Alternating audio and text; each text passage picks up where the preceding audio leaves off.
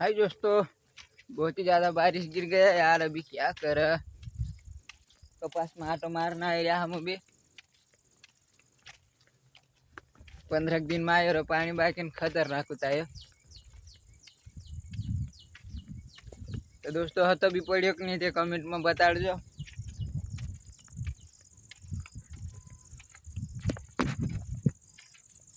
आम यो ना आई रहा 2 जना जो अगल अगल जा रहे पछल पछल।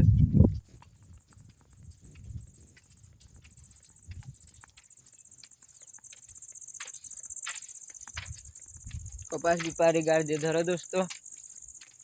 पानी वो हाड ली गया फटकी रहा तो